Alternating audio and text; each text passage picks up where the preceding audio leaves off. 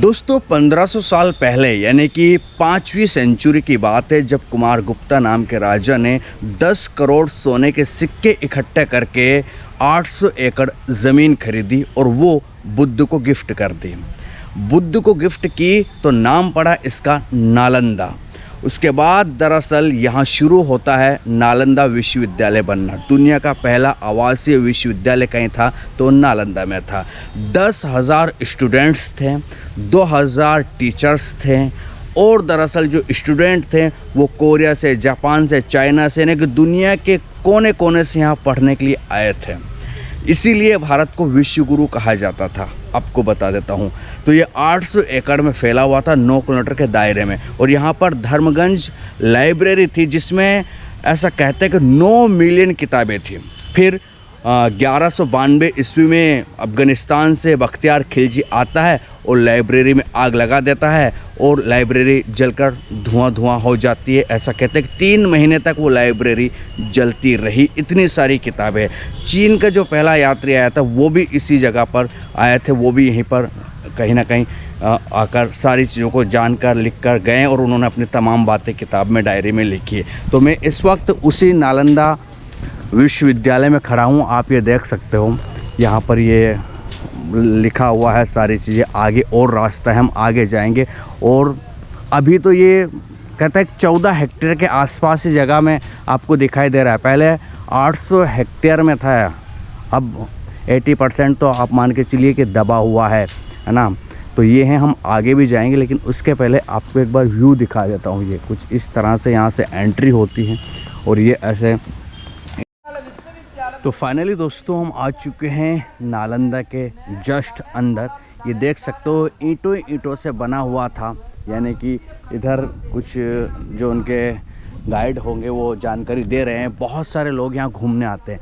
तो ये सामने जो आपको दिखाई दे रहा है ना, यही वो नालंदा है। तो फाइनली दोस्तों हमने एंट्री कर ली है नालंदा यूनिवर्सिटी के अंदर। अब मैं आपको दिखाता हूँ कि यहाँ का नज़ारा क्या है, लेकिन उसके पहले एक और जानकारी दे देता हूँ कि ये 800 साल तक यूनिवर्सिटी चलती रही है। 800 साल तक एजुकेशन चलती रही, तमाम तरह की एजुकेशन यहाँ मिलती थी। लेकिन 1200 सेंचुरी में जब अफ़गानिस्तान से बख्तियार खिलजी यहाँ आया और उसने यहाँ देखा कि इतना ज्ञान बढ़ रहा है, हिंदुस्तान बहुत तरक्की कर रहा है, ज्ञान के मामले में पूरी दुनिया में छाया हुआ है, तो उस आदमी ने यहाँ की जो लाइब्रेरी थी उसमें आग लगा दी।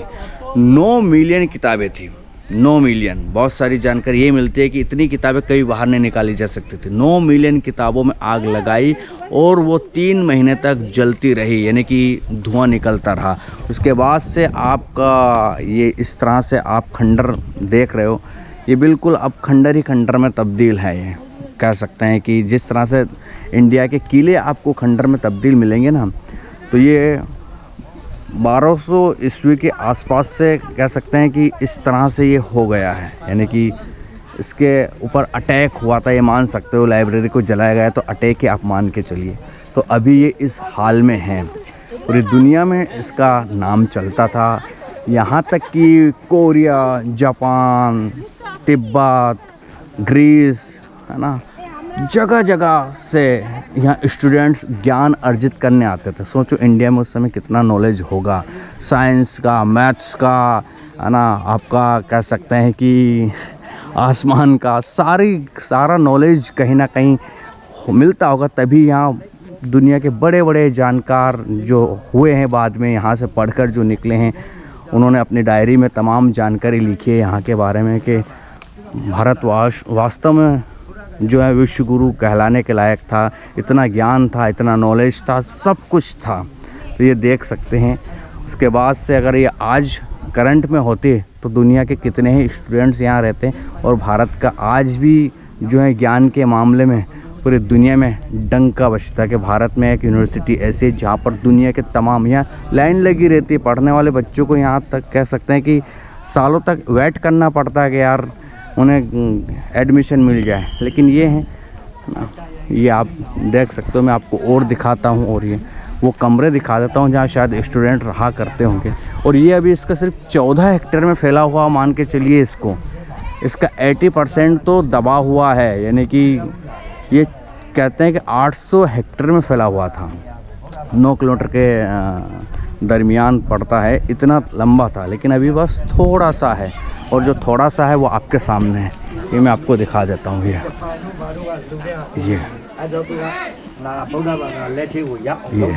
मैं आपको यहाँ, जब दुनिया के स्टूडेंट्स यहाँ पढ़ने आते थे ना, तो यहाँ के बारे में सुनते तो लोग अभी भी इसको, जो फॉरेनर ज़्यादातर विज़िट करने आते हैं, जापान से, कोरिया से, ग्रीस से, है ना, थाईलैंड से, तिब्बत से, तिब्बत तो जैसे चाइना से भी आते हैं और इसको ज़रूर विज़िट करते हैं। सोचो क्या ही चीज़ अपने आप में उस समय रही होगी, है ना। ये ईंटें जो आप देख रहे हो ना, ये इनके अंदर से ज्ञान की ध्वनि सुनाई देती होगी। एक वक्त में बहुत सारा ज्ञान यहाँ था, लेकिन अब ये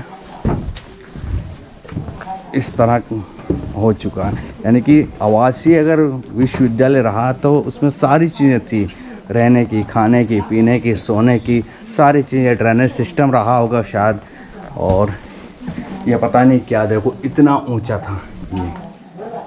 ये ऐसे भी बने हुए थे, शायद ये कनेक्टिविटी के लिए कुछ हो। ये आप देख रहे हो, ये अब आप और आगे जाओ तो इधर इतना रश है। ये सब इनके कमरे बने हुए हैं, कह सकते हैं, जहाँ स्टूडेंट्स शायद रहते होंगे। मैं उन कमरों में भी जाऊंगा, लेकिन थोड़ा सा ये जो है, ये हिस्सा इसको संभालने के लिए बनाया गया है। और मैं आपको और आगे बताऊं, इधर तो इधर बस ये ऐसा कुछ हिस्सा था, और ऊपर आप जा सकते हो, लेकिन हम ऊपर ना जाते हो, बस नीचे का ये देखें। ये धीरे धीरे वैसे ये उस समय की ईंटें लगी हुई है जो 5वीं सेंचुरी में बनी थी। रूम में आपको दिखाता हूँ कि कैसा रूम होता था। देखो ज़्यादातर फॉरेनर्स यहाँ आए हुए हैं, और फॉरेनर्स क्योंकि फॉरेनर्स यहाँ पर स्टडी किया करते थे। ये कुछ इस तरह से,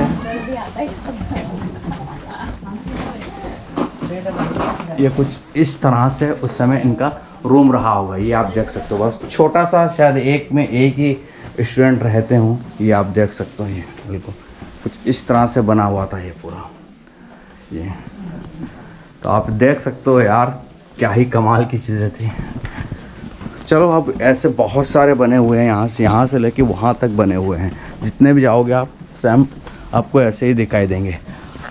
तो यहाँ से अब हम एग्ज़िट होते हैं। पूरा हमने आपको ये दिखाया एक बार। आप आए, अगर राजगीर साइड में आ रहे हैं तो नालंदा यूनिवर्सिटी जो है अभी, उसको ज़रूर विज़िट करें, जो खंडर हो गई है। ये सब चीज़ें यहाँ पर उस समय थी। शायद ये कुछ मंदिर रहा होगा, है ना। मिट्टी और ईंट से बनाया गया था।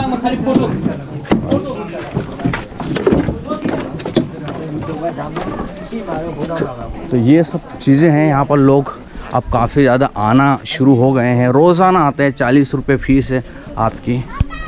यही सब देखने के लिए हम देखना था, देख चुके हैं। तो कुछ इस तरह से सारा नज़र आता है बस, और कुछ नहीं है बस। देख रहे हो, ये उधर तक बना हुआ है। अगर आप उधर जाओगे ना, तो उधर तक पूरा जो है 14 हेक्टेयर में अभी है फ़िलहाल। ये सारा बना हुआ है, आप देख सकते हो। ये तो जितना घूमो उतना कम है।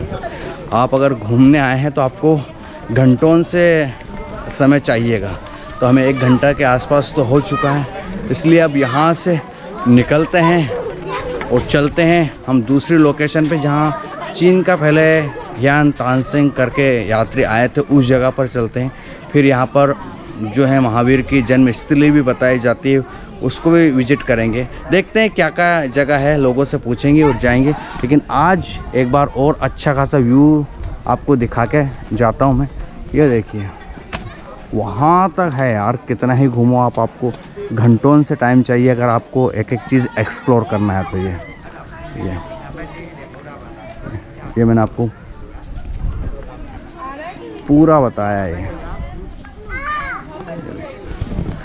चलो, अब यहाँ से निकलते हैं। आई होप आपको ये वीडियोस अच्छे लगे होंगे। अगर अच्छा लगा हो, चैनल को लाइक, शेयर और सब्सक्राइब ज़रूर कीजिएगा। Good bye.